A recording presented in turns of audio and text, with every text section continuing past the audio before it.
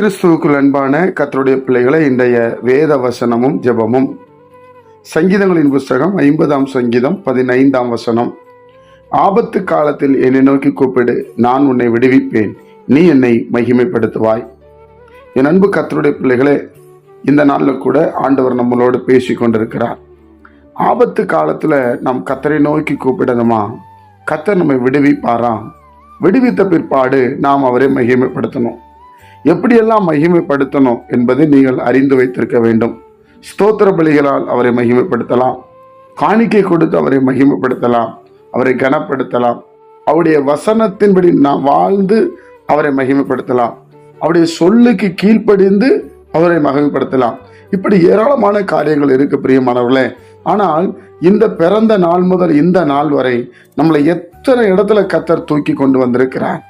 எத்தனை ஆபத்துகள், விபத்துகள், வியாதிகள், மரண போராட்டங்கள், எத்தனை முறை தேவனுடைய பிள்ளைகளே ஆஸ்பத்திரியில் இருந்து நம்ம கதறி இருப்போம், கண்ணீர் வடித்திருப்போம். சூழ்நிலை சாதகம் இல்லாமல் இருக்கும்போது ஆண்டவரை நோக்கி கெஞ்சிருப்போம் தேவனுடைய பிள்ளைகளே. அது கர்த்தர் சொல்லுகிறார், நீ என்னை மகிமைப்படுத்துவாய், நீ என்னை மகிமைப்படுத்துவாய். இன்றைக்கு நாம் இதை மறந்து போகிறோம்.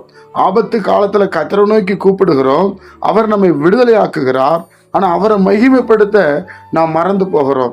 இன்றைக்கு நாம் அதை செய்யக்கூடாது. ஆண்டவரை மகிமைப்படுத்தி கொண்டே இருக்கணும்.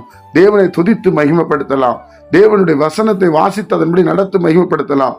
இப்படிப்பட்ட காரியங்களை நாம் அறிந்து கொள்ளும் போது கர்த்தர் இருதய மகிழ்ச்சியாக இருக்கும். பிரியமானவர்களே, ஆபத்துன்னு வந்தா மனிதனை நோக்கி பார்க்காதீங்க, ஆண்டவரை நோக்கி பாருங்க, இயேசுவை நோக்கி கூப்பிடுங்க.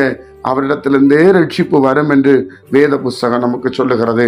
அதனால கர்த்தருடைய பிள்ளைகள், நீங்கள் ஒவ்வொருவரும் கர்த்தரை நோக்கி பார்க்க வேண்டும் என்று வேத புஸ்தகம் சொல்லுகிறது. நம் ஆபத்திலே கர்த்தரை நோக்கி கூப்பிடுவோம், நிச்சயமாக நமக்கு உதவி செய்வார். ஜெபிப்போமா? பரிசுத்த பிதாவே, உம்முடைய குமாரன் இயேசுவின் நாமத்தில் நாங்கள் வருகிறோம்ப்பா. ஆபத்து காலத்துல உங்களை நோக்கி கூப்பிட்ட ஒவ்வொருவரையும் நீர் விடுவித்தீர். நீர் அவர்களை ஆண்டவரை மகிமைப்படுத்த உண்மையுள்ளவராக இருக்கிறீரப்பா.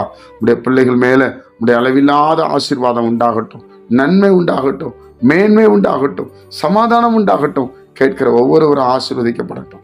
இயேசுவின் மூலம் ஜெபிக்கிறோம் எங்கள் ஜீவனில் நல்ல பிதாவே, ஆமென்.